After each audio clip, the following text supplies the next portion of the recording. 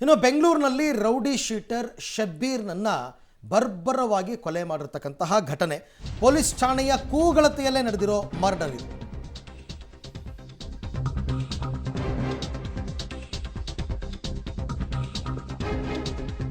ಬೆಂಗಳೂರಿನಲ್ಲಿ rowdy sheeter ಶಬ್ಬೀರ್ನನ್ನ ಬರ್ಬರವಾಗಿ ಕೊಲೆ ಮಾಡಲಾಗಿದೆ.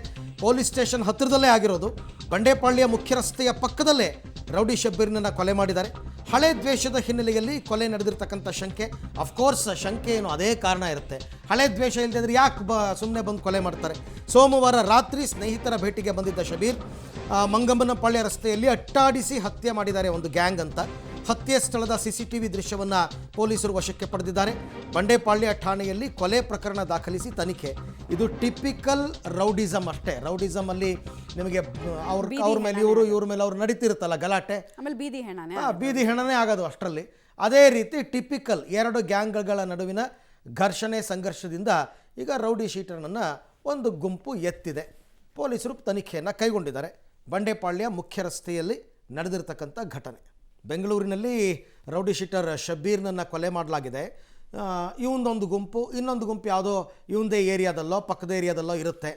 ಅವ್ರು ಕಂಡ್ರೆ ಇವ್ರಿಗಾಗಲ್ಲ, ಇವ್ರು ಕಂಡ್ರೆ ಅವ್ರಿಗಾಗಲ್ಲ. ಹೀಗೆ ತಾನೆ ಯಾವಾಗಲೂ ರೌಡಿಸಮಲ್ಲಿ ಅವ್ರನ್ನ ಇವರು ಮುಗಿಸೋದು, ಇವ್ರನ್ನ ಅವ್ರು ಮುಗಿಸೋದು. ಅದರ ಮುಂದುವರಿದ ಭಾಗವಾಗಿ ಈಗ ರೌಡಿ ಶೀಟರ್ ಶಬ್ಬೀರ್ನ ಕೊಲೆ ಆಗಿದೆ. ಎಲ್ಲಿ ಅಂದರೆ ಬಂಡೆಪಾಳ್ಯ ಮುಖ್ಯ ರಸ್ತೆ ಪಕ್ಕದಲ್ಲಿ, ಪೊಲೀಸ್ ಸ್ಟೇಷನ್ ಹತ್ತಿರದಲ್ಲೇ ನಡೆದಿರೋದು. ಹಾಗಂತ ಏನು ಮಾಡೋಕ್ಕಾಗುತ್ತೆ ಪೊಲೀಸ್ ಸ್ಟೇಷನ್ ಹತ್ತಿರದಲ್ಲೇ ಅಂದರೆ. ಪೊಲೀಸರು ಈಗ ಮಾಹಿತಿಯನ್ನು ಕಲೆ ಹಾಕ್ತಾ ಇದ್ದಾರೆ. CCTV ದೃಶ್ಯಗಳನ್ನ ಕಲೆ ಹಾಕಿದ್ದಾರೆ. ಈ ಬಗ್ಗೆ ಮತ್ತಷ್ಟು ಮಾಹಿತಿ ನನ್ನ ಕೊಲೀಗ್ ನರಸಿಂಹಮೂರ್ತಿ ಅವರಿಂದ ಪಡ್ಕೊಳ್ಳೋಣ. ಮೂರ್ತಿ, ಇದು ಟಿಪಿಕಲ್ ಎರಡು ಗುಂಪುಗಳ ದ್ವೇಷ ವೈಷಮ್ಯದ ಕೊಲೆ ಅಂತ ನಾನು ಅನ್ಕೋತೀನಿ. ಡೀಟೇಲ್ಸ್ ಏನಿದೆ?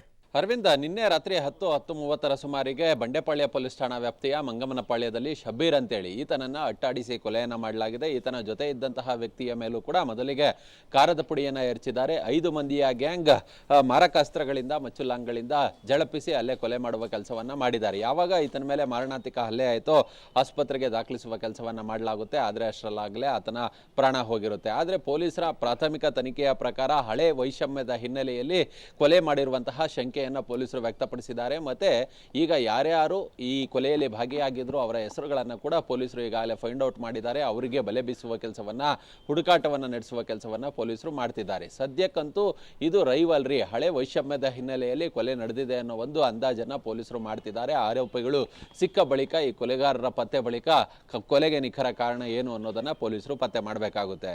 ಓಕೆ, ಥ್ಯಾಂಕ್ ಯು ಮೂರ್ತಿ. ತಮ್ಮೆಲ್ಲ ಮಾಹಿತಿಗಾಗಿ ಧನ್ಯವಾದ.